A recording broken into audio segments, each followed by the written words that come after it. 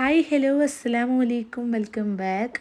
എല്ലാവരും സുഖമായിട്ടിരിക്കുകയെന്ന് വിശ്വസിക്കുകയാണ്. അൽഹംദുലില്ലാ ഞാനും ഇവിടെ സുഖമായിട്ടിരിക്കുകയാണ്.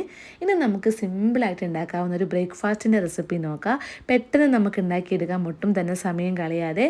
ഇനി നമുക്ക് നേരെ വീഡിയോ കാണാം. ഇനി നമുക്ക് പച്ചരി ദോശൻ്റെ മാവ് എങ്ങനെ റെഡിയാക്കാൻ നോക്കാം.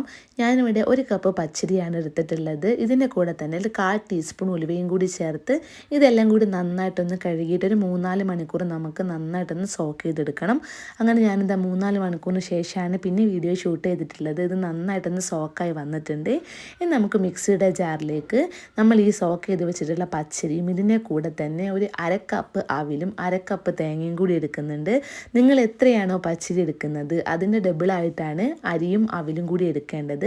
അവിൽ ബ്രൗൺ കളർ അവിലായാലും വൈറ്റ് കളർ അവിലായാലും ഒന്നും കുഴപ്പമൊന്നുമില്ല. പക്ഷേ കളറ് മാറുന്നതിനനുസരിച്ചിട്ട് അപ്പത്തിൻ്റെ കളറ് ചെറിയ ഡിഫറൻസ് ഉണ്ടാവുന്നേ ഉള്ളൂ. പക്ഷേ ടേസ്റ്റിലൊന്നും വലിയ മാറ്റമൊന്നും ഉണ്ടാവില്ല.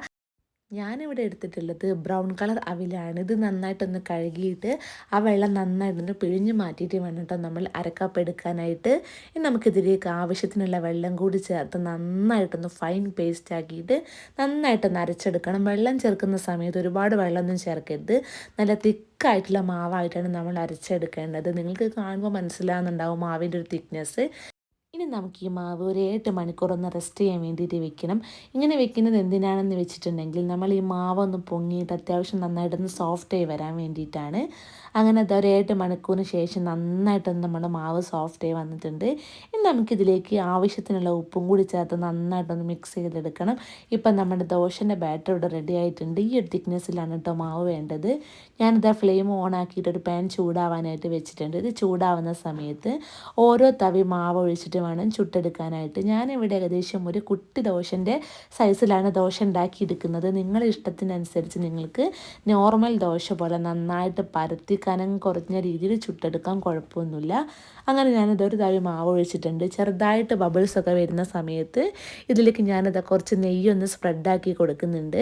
ഇത് പെട്ടെന്ന് തന്നെ നമുക്ക് കുക്കായി കിട്ടും. ഒരുപാട് കുക്കിംഗ് ടൈം ഒന്നും ആവശ്യമില്ല. അതേപോലെ നന്നായിട്ട് ഹോൾസൊക്കെ വന്നിട്ട് നല്ല സോഫ്റ്റാണ് ഉണ്ടാവുക.